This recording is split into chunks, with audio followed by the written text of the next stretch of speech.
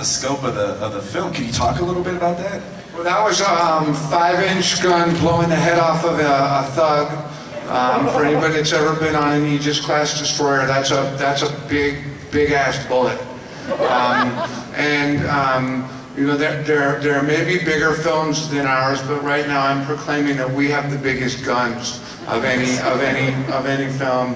Those are the 5-inchers, and later in the third act, the 16-inchers come out, and those are really big guns. But that's just a little taste of kind of where our creatures are. They were designed by some of the best minds up at ILM, a guy named Grady Coffer, who's a super stud young up-and-coming designer, and there's a lot more where that came from. Well, and although this is a big film that deals with worldwide destruction, I know that we see some of it in Hong Kong as well. At the same time, can you talk a little bit about shooting this film in the ocean? Well, filming a movie in the ocean is the stupidest thing you could ever do. Should never do it. And about a month before we started filming, I got a phone call from Kevin Costner, and I kind of knew why he was calling, right? And I said, "Hey, hello, Kevin." He said, "Listen," and I don't know Kevin Costner. He said, I feel compelled to come and talk to you about all the things we did right on Waterworld and the things that we didn't do so right as we could have." And I really appreciated that. And Kevin came in and we talked for about 3 hours.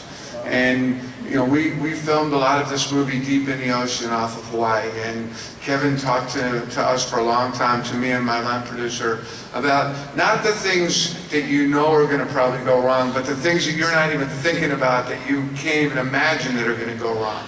And within the first 2 hours, we had a seasick cinematographer, and we thought Taylor Kitsch broke his kneecap, and somebody just stormed off and got to a dinghy and a crew and said, "I hate the water," and left and quit the movie.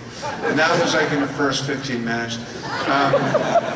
And I guess the fact that Kevin was so giving and really did take me through it and tell me what to expect got me prepared mentally, and I think we were able to get our crew prepared so that we were able to go out there and we had guys with rifles spotting for sharks, and these actors were all in the water, and big swells would come in, and as you know about Hawaii, the weather patterns change.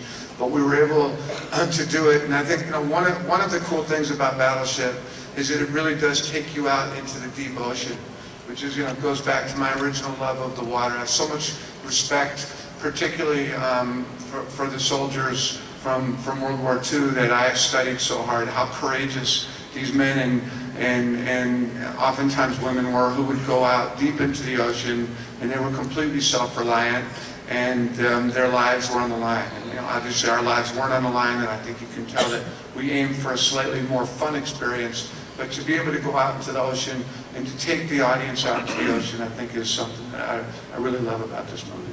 Great, thank you so much. Well, unfortunately our time is up. We're not able to take any audience questions, but we do have one more piece of exclusive content we want to kind of end with and show for you guys. And this is your first look at the new trailer.